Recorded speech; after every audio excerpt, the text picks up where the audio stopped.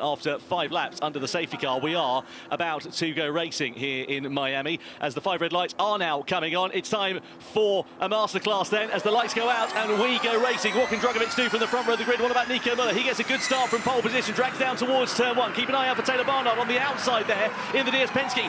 Müller's deep. Drugovich is on the inside, challenging for the race lead. They're all scrabbling, trying to find grip. Drugovich looks to the outside as you've got Antonio Finch da Costa in the mix there. He is side by side with the Mahindra of Nick de Vries coming through into turn 4 and straight into an early attack mode then for Felipe Drugovich. So he wants to get maximum traction, maximum grip and cycle through and challenge for position, which he's already doing as we come on the run into the left-hander.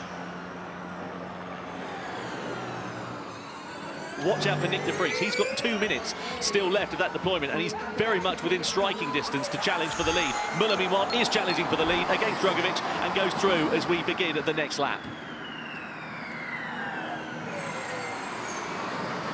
This 4 has now become a 5 because Pascal Wehrlein has just joined them.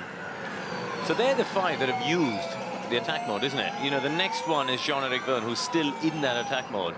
But the first 5, they've got that gap partially because they have, well, I think primarily because they're the 5 who have used one attack mode. It's interesting looking at the strategy there for the Jaguar cars of da Costa and Evans. They're in 6th and 7th place respectively, and neither of them have used an attack mode at the moment. Vergne, meanwhile, who's sort of tail-ending them, as you can see, is still in attack mode. I wonder what sort of ground he's going to be able to make up. He's about a second or so away from the back of da Costa, who in turn is another few seconds behind his teammate. But there's a possibility there that the Jaguars are trying something different in the opening stages of this race, and we'll see whether that strategy proves to be one that will work out.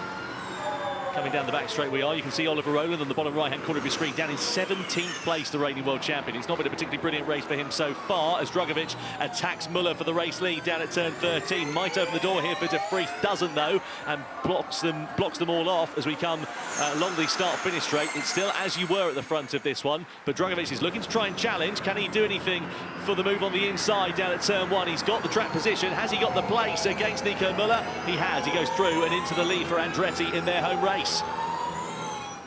The advantage of the attack mode in the wet is significantly increased, and you can see that evident there with da Costa going through for second on Felipe Drugovich. Drugovich going a bit deep on the brakes, just getting a little bit caught out by the closing speed there. Evans is again closing up onto the coattails of it. So again, da Costa now challenges for Nico Müller. A big chop over on the start-finish straight between da Costa and Müller. The upshot is it's the Jaguar driver who is now in front for the first time in season 12. And is this an opportunity that Jaguar can take advantage of?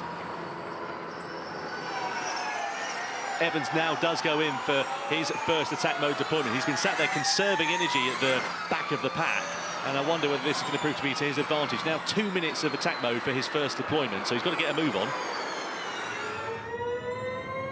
Right, next target, Nick de Vries. Next target acquired and disposed of. So 4th place then for Mitch Evans. What about Drugovich? Can he pick his pocket before turn 13? He closes up under braking, but he's not quite there to pounce for position. We now see Mitch Evans applying the pressure to the Portuguese driver, and he goes down the inside of his teammate. Who's going to get the better traction, though? Looks like da Costa's going to fight back, and he holds the position. Yeah, side by side they go down the start-finish straight. Da Costa with the inside line with track position going down into turn 1. Who's going to be last on the late breakers here? Can Evans firm it around the outside of his teammate? He's late on the brakes. He's going to run a bit deep. Can he gather it all up? Evans does go through for second on teammate da Costa. As we understand, there is a bit more coming down. Bang! That's Drugovich straight into the back of Antonio Finch da Costa down at turn 13. Disaster for Jaguar, head in hands time for Ian James, the team principal, and for Andretti, an opportunity of victory coming to a premature conclusion. Let's have a look at what happened with Drugovich and da Costa then. So just misjudged the braking, didn't he? Yeah, just way too quick. Müller goes for a defensive line, out late on the brakes there for Mitch Evans. I thought we were going to get a repeat of what we had 1 lap ago. Goes for the switchback on the inside, side by side they go. That is absolutely phenomenal from Mitch Evans. Plays him like a fiddle as he comes across the line to take the lead of the race. Race leader Evans goes in. Has he built out enough of a buffer? Quite comfortably there. Beautiful from Mitch Evans. Final attack mode deployment, 6 minutes left on the clock, and he manages to hold on to the race lead as well. That's perfect, isn't it? It's absolutely exactly what he would have wanted. No drama of having to risk an overtaking move, and he should be able to consolidate this.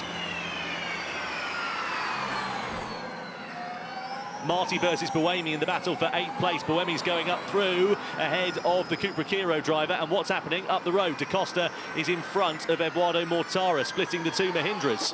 Oh, Mortara on the inside, crunch of carbon fibre into turn 4. Just gets into the side pod there of Da Costa, gives him a face full of wall on the outside there as well. And Mortara gets the position back against the Portuguese driver. An absolutely perfect call of strategy for the Kiwi. Started the race a bit further down than he would have liked. However, he's made consistent progress from 9th on the grid, and now he will come through into the final corner to take the checkered flag for the first time since Berlin 2025. Jaguar TCS Racing had no points on the board going into this weekend, but they are now winners in Formula E Season 12 as Mitch Evans wins here in Miami ahead of Nico Müller and Pascal Wehrlein. A double podium for the Porsche team. Let's get confirmation of the results here in Miami then. Mitch Evans takes his 15th career win ahead of Nico Müller and Pascal Wehrlein. Joel Eriksson in his full-time rookie debut season finishes P4 ahead of Nick de Vries and Eduardo Mortara ahead of Sebastian Buemi. Antonio Vince da Costa will be a little bit disappointed, but he was in front of another strong performance. More points for Pepe in 9th position. Marty finishes ahead of Jake Dennis in the Andretti. Towards the end it came down to the attacks, but I just had really good raw pace, and they got me towards the front without doing any attacks. I knew quite early on that I had a good car underneath me. I had really good traction, and yeah, I just want to thank the team for giving me the car.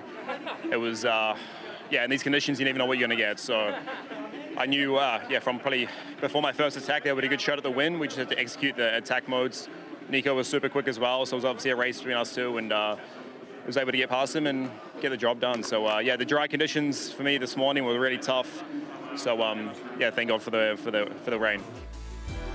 Nick Casti is still leading the Drivers' Championship despite failing to score here this afternoon. However, his nearest rival is now Pascal Wehrlein. Dennis and Rowland moving down the order. Müller and Evans moving up the order at the expense of Eduardo Mortara. And look at that, Joel Eriksson catapults himself up inside the top 10 with 12 very well-deserved points for the Swedish driver. He's just in front of his teammate Sebastian Buemi as well as Taylor Barnard. Mitch Evans, a winner in Formula E once again for the first time in Season 12 as he holds the winner's trophy aloft here. It's magic in Miami for Mitch. Now time for the champagne shower to begin, and the celebrations I'm sure to go long into the night as well. Just a fortnight to go until we get the doubleheader in Jeddah underway. Hugely excited to see what will happen under the lights in Saudi Arabia.